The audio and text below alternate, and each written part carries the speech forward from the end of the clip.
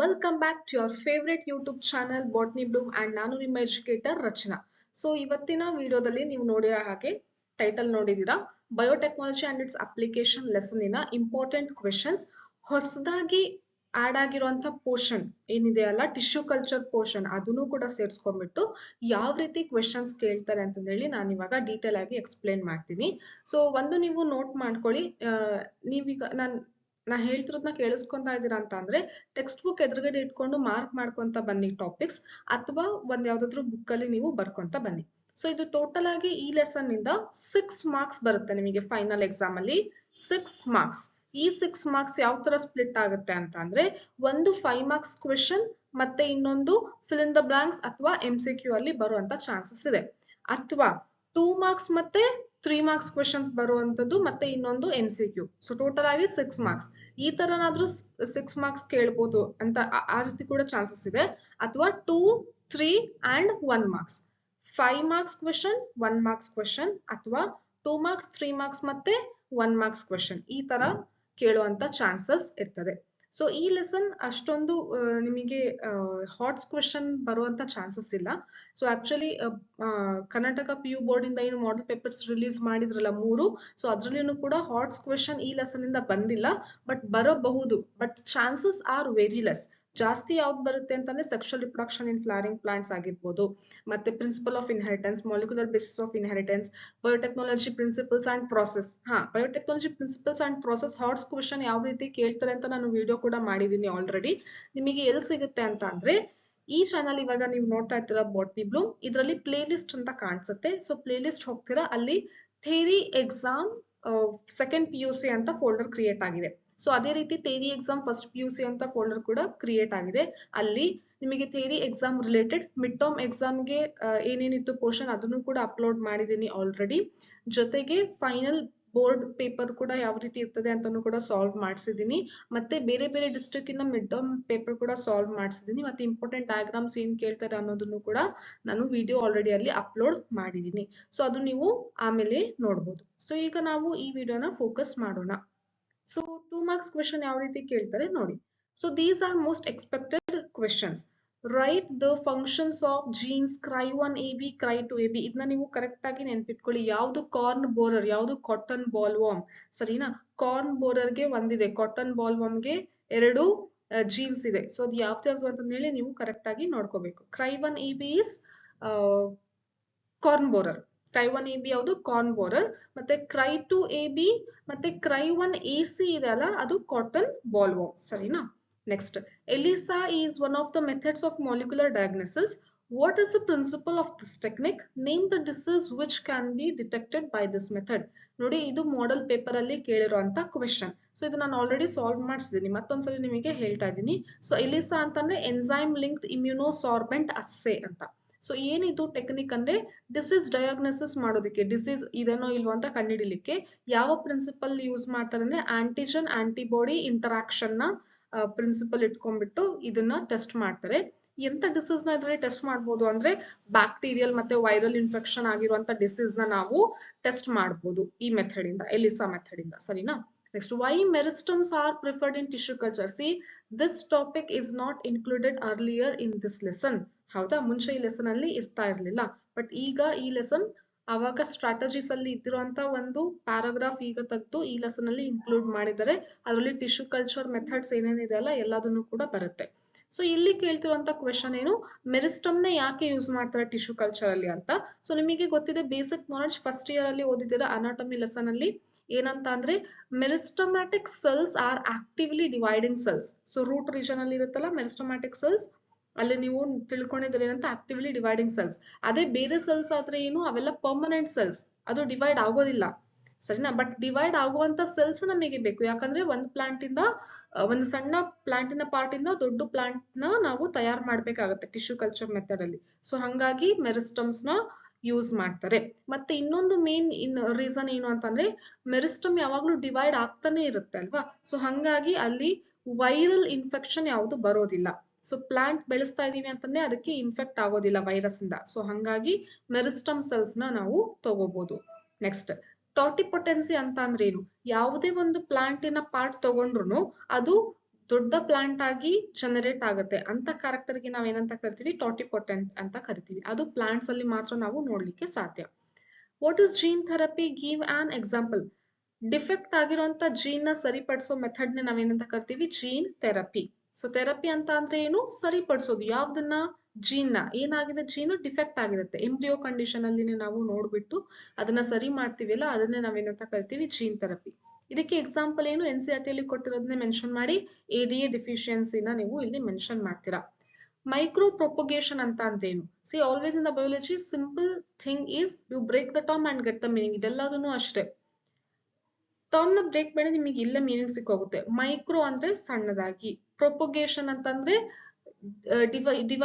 Divide ಆಗ್ಬಿಟ್ಟು ಹೊಸದಾಗಿ plant ಬೆಳೆಯುವಂತ process. Propagation ಅಂತಂದ್ರೆ ಹೊಸದಾಗಿ ಬೆಳೆಯುವಂತ ಪ್ರೋಸೆಸ್, ಸರಿನಾ? ಸೊ ಮೈಕ್ರೋ ಪ್ರೊಪಗೇಷನ್ ಅಂತ ಅಂದ್ರೆ ಸಣ್ಣ ಪ್ಲೇಸ್ ಅಲ್ಲಿನೇ ಹಂಡ್ರೆಡ್ಸ್ ಆಫ್ ಪ್ಲಾಂಟ್ಸ್ ಬೆಳೆಸಬಹುದು ಟಿಶ್ಯೂ ಕಲ್ಚರ್ ಮೆಥಡ್ ಇಂದ. ಸೊ ಅಂತ ಪ್ರೋಸೆಸ್ ಏನಂತ ಕರಿತೀವಿ, micro propagation. So this is given in NCERT. Next, from which method virus-free plants can be obtained? Give example of plants ಅಂತ ಕೇಳ್ತಿದ್ದಾರೆ. ವೈರಸ್ ಫ್ರೀ ಪ್ಲಾಂಟ್ಸ್ ನ ಯಾವ್ದ್ರಿಂದ ನಾವು ತಗೋಬಹುದು? ಮೆರಿಸ್ಟಮ್ ಕಲ್ಚರ್ ಇಂದ ತಗೋಬಹುದು. ಎಕ್ಸಾಂಪಲ್ಸ್ ಯಾವ್ದು ಅಂತಂದ್ರೆ NCERT ಅಲ್ಲಿ ಕೊಟ್ಟಿರೋದು ಪೊಟ್ಯಾಟೊ, ಶುಗರ್ ಕೇನ್ ಕೊಟ್ಟಿದಾರಲ್ಲ, ಅದನ್ನ ನೀವು ಮೆನ್ಷನ್ ಮಾಡ್ತೀರಾ, ಸರಿನಾ? 3 marks ಕ್ವೆಶ್ಚನ್ ನೋಡಿ. How did an American company Eli Lilly use the knowledge of RNA technology to produce human insulin?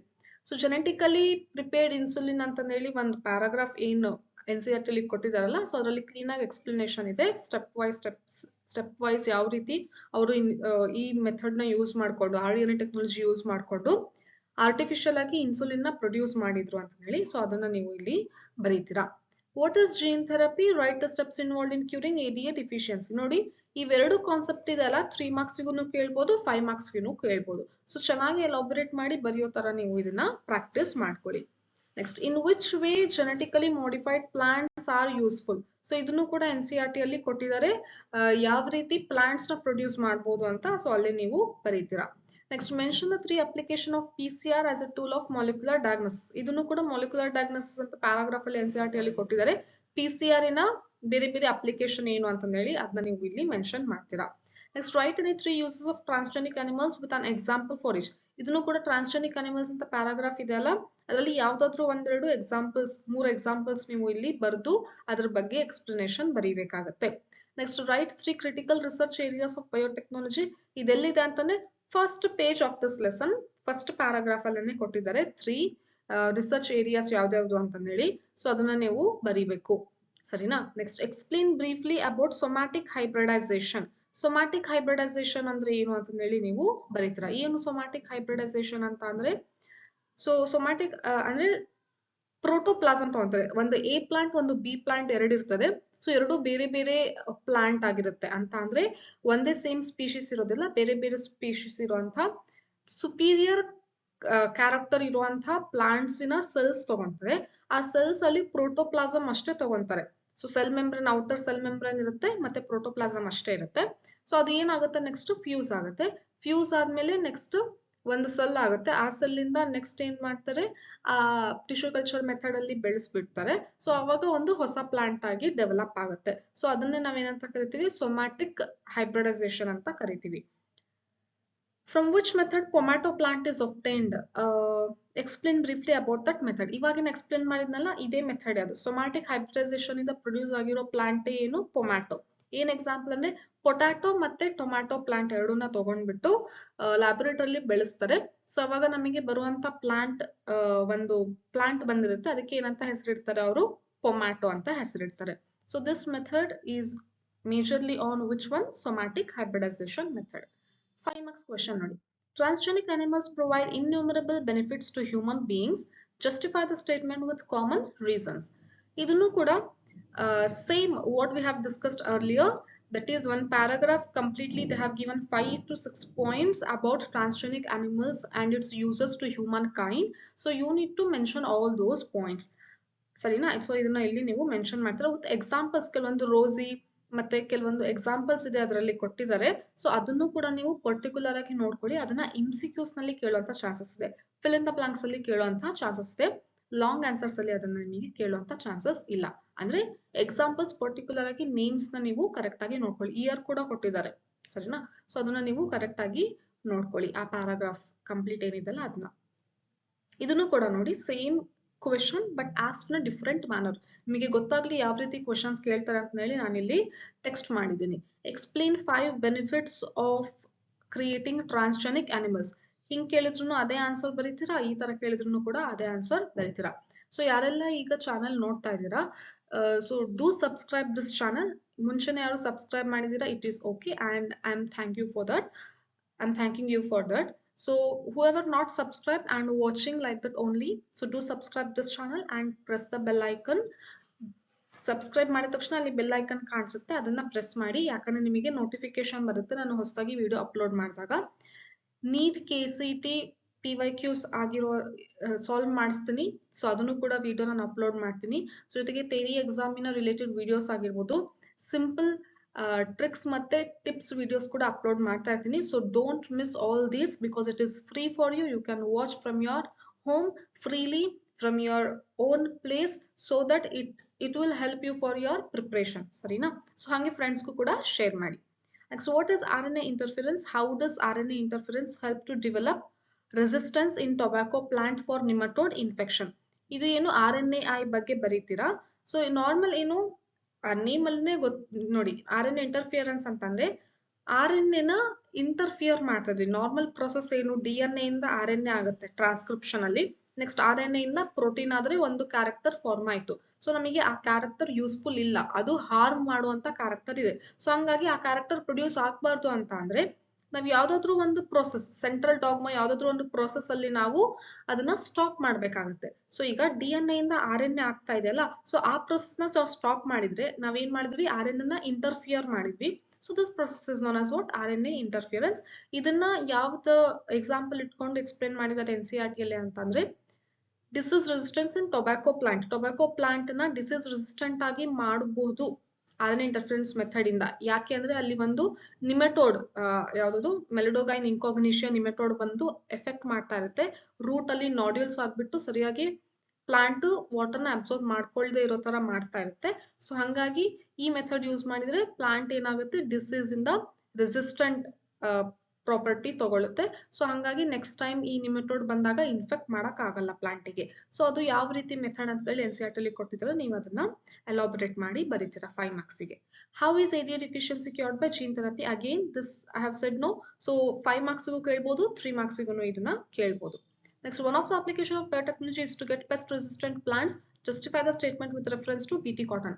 So BT cotton method ಕೂಡ ಅಷ್ಟೇ, ಸ್ಟಾರ್ಟಿಂಗ್ ಗೆನೆ ಅಪ್ಲಿಕೇಶನ್ಸ್ ಇನ್ ಅಗ್ರಿಕಲ್ಚರ್ ಅಲ್ಲಿ ಇರುವಂತಹ first ಏನು ಅಪ್ಲಿಕೇಶನ್ ಇದನ್ನ NCERT ಅಲ್ಲಿ ಎಕ್ಸ್ಪ್ಲೇನ್ ಮಾಡಿದ್ದಾರೆ. So ಇದನ್ನ ನೀವು ಎಲಾಬರೇಟ್ ಮಾಡಿ ಆನ್ಸರ್ ಮಾಡ್ತೀರಾ. ಸೊ ಸ್ಪ್ಲಿಟ್ ಕ್ವಶನ್ ಈ ರೀತಿ ಕೇಳ್ತಾರೆ ನೋಡಿ, ವಾಟ್ ಇಸ್ ಬಯೋಪೈರಸ್ ಅನ್ನೋ ಡೆಫಿನಿಷನ್ ಬರೀತೀರಾ. ಮತ್ತೆ how ADA deficiency cured by gene therapy, ಅಂದ್ರೆ ಸ್ಪ್ಲಿಟ್ ಕೇಳಿದಾಗ ಈ ತರ ಬೇರೆ ಬೇರೆ ಕಾನ್ಸೆಪ್ಟ್ ಕೇಳ್ತಾರೆ. ಸೊ ಒಂದ್ ನೆನ್ಪಿರ್ಲಿ, ಸ್ಪ್ಲಿಟ್ ಕ್ವೆಶನ್ಸ್ ನಿಮಗೆ ಎಕ್ಸಾಮ್ ಅಲ್ಲಿ ಬಂದಾಗ ಒಂದೇ ಲೆಸನ್ ಬೇರೆ ಬೇರೆ ಕಾನ್ಸೆಪ್ಟ್ ಕೇಳ್ಬೋದು, ಆದ್ರೆ ಬೇರೆ ಬೇರೆ ಲೆಸನ್ ಸ್ಪ್ಲಿಟ್ ಕ್ವೆಶನ್ ಮಾಡಿ ಕೇಳಕ್ಕೆ ಚಾನ್ಸ್ ಇಲ್ಲ. ಸೊ ಒಂದ್ ಕ್ವೆಶನ್ ಬಂದಿದೆ ಅಂದ್ರೆ ಇನ್ನೊಂದು ಕ್ವೆಶನ್ ನಿಮಗೆ ಐಡಿಯಾ ಬರ್ತಿಲ್ಲ ಅಂದ್ರೆ ನೆನಪು ಮಾಡ್ಕೊಳ್ಳಿ ಚೆನ್ನಾಗಿ, ಯಾಕಂದ್ರೆ ಅದೇ ಲೆಸನ್ ಇಂದ ಕ್ವೆಶನ್ ಇರ್ತದೆ, ಬೇರೆ ಲೆಸನ್ ಇಂದ ಅವರು ಕ್ವೆಶನ್ ಕೇಳುವಂತ ಚಾನ್ಸಸ್ ಇಲ್ಲ. ಇದನ್ನ ನಾನು ನಿಮಗೆ ಎಕ್ಸ್ಪ್ಲೇನ್ ಮಾಡಿದೀನಿ ಒಂದು ವಿಡಿಯೋದಲ್ಲಿ. ಅಂದ್ರೆ ಇವರು ಕರ್ನಾಟಕ PU ಬೋರ್ಡ್ ಅವರು ಸ್ಟಾರ್ಟಿಂಗ್ ಏನು ಬಿಟ್ಟಿದ್ರಲ್ಲ ಕ್ವೆಶನ್ ಪೇಪರ್ಸ್ ಮತ್ತೆ ಅದರ ರೂಲ್ಸ್ ಕೂಡ ಏನೇನಿತ್ತು ಅಂತ ಹೇಳಿ ಒಂದು ವಿಡಿಯೋ ಇತ್ತು. ಸೊ ಅಂದ್ರೆ ಒಂದು ನೋಟಿಫಿಕೇಶನ್ ಬಂದಿತ್ತು, ಅದನ್ನ ನಾನು ವಿಡಿಯೋ ಮಾಡಿ ಎಕ್ಸ್ಪ್ಲೇನ್ ಮಾಡ್ತೀನಿ. ಅದನ್ನು ಕೂಡ ಇದೇ ಪ್ಲೇ ಲಿಸ್ಟ್ ಅಲ್ಲಿ ನಿಮಗೆ ಸಿಗುತ್ತೆ. ನೆಕ್ಸ್ಟ್ ನೋಡಿ, write a note on biopiracy with respect to basmati rice. So ಇದನ್ನು ಕೂಡ 5 marks ಗೆ ನೀವು ಎಲಾಬರೇಟ್ ಮಾಡಿ ಬರೀತೀರಾ. ಯಾವ ರೀತಿ ಪೇಟೆಂಟ್ ಅವ್ರು ತಗೊಂಡಿದ್ರು, ವಾಪಸ್ ನಮಗೆ ಯಾವ ರೀತಿ ಸಿಕ್ತು ಅಂತ ಹೇಳಿ ಎಕ್ಸ್ಪ್ಲೇನ್ ಮಾಡಿ ಬರೀತೀರಾ. ಎಷ್ಟು ವೆರೈಟಿ ಸಿಕ್ತು ರೈಸ್ ಇಂದು ಇಂಡಿಯಾದಲ್ಲಿ, ಯಾವ ರೀತಿ ಅದನ್ನ ಅವರು ಪೇಟೆಂಟ್ ತಗೊಂಡಿದ್ರು ಅಂತ ಹೇಳಿ. ಸೊ ಪೇಟೆಂಟ್ ತಗೊಳ್ಳಿಲ್ದಂಗೆನೆ, ನಮಗೆ ಗೊತ್ತಿಲ್ದಂಗೆನೆ ಪೇಟೆಂಟ್ ಯಾವ ರೀತಿ ತಗೊಂಡಿದ್ರು ಅಂತ ಹೇಳಿ ನೀವು ಬರೀತೀರಾ. ನೆಕ್ಸ್ಟ್ ಈ ತರ ನಿಮಗೆ ಸ್ಪ್ಲಿಟ್ ಕ್ವೆಶನ್ಸ್ ಕೇಳುವಂತ ಚಾನ್ಸಸ್ ಇದೆ. Define the following. Somatic hybrids ಅಂದ್ರೆ ಏನು, meristem culture, micro propagation, somaclones, explants, may be biopiracy ಅನ್ನೋ ಡೆಫಿನೇಷನ್ ಕೂಡ ಕೇಳ್ಬೋದು, ಅಥವಾ GEAC ಅಂದ್ರೆ ಏನು ಅಂತಾನು ಕೂಡ ಕೇಳ್ಬೋದು. ನೆನಪಿದೆ ಅಲ್ಲ? ಸೊ ಅದೆಲ್ಲ ನಿಮಗೆ MCQs ಗೆ ಇಂಪಾರ್ಟೆಂಟ್ ಆಗಿರುತ್ತೆ. ಸೊ ಇದೇ ರೀತಿ ವಿಡಿಯೋಸ್ ನೋಡ್ತಾ ಇರಿ. Do subscribe this channel. ಮತ್ತೆ ನೆಕ್ಸ್ಟ್ ಲೆಸನ್ ಇಂದು ಕೂಡ ಇಂಪಾರ್ಟೆಂಟ್ ಕ್ವೆಶನ್ಸ್ ಆಗಿರ್ಬೋದು, ಇಂಪಾರ್ಟೆಂಟ್ ಡಯಾಗ್ರಾಮ್ಸ್ ಆಗಿರ್ಬೋದು, ಅದನ್ನೆಲ್ಲ ನಾನು ವಿಡಿಯೋಸ್ ತರ್ತೀನಿ. ಸೊ ಇದು ನಿಮಗೆ ಟೆಸ್ಟಿಗೂ ಕೂಡ, ಈಗ ಅಪ್ಕಮಿಂಗ್ ಸೆಕೆಂಡ್ ಟೆಸ್ಟ್ಗೂ ಕೂಡ ಇಂಪಾರ್ಟೆಂಟ್ ಆಗಿರುತ್ತೆ. ಯಾಕಂದ್ರೆ ಟೆಸ್ಟಿಗೆ 2, 3 and 5 marks ಕ್ವಶನ್ಸ್ ಕೇಳುವಂತ ಚಾನ್ಸಸ್ ಇದೆ. ಸೊ ಇದೇ ತರ ವಿಡಿಯೋಸ್ ನೋಡ್ತಾ ಇರಿ. Do subscribe this channel, press the bell icon and share this video with your friends too. Good luck for your preparation. I'll meet you in the next video. Bye bye.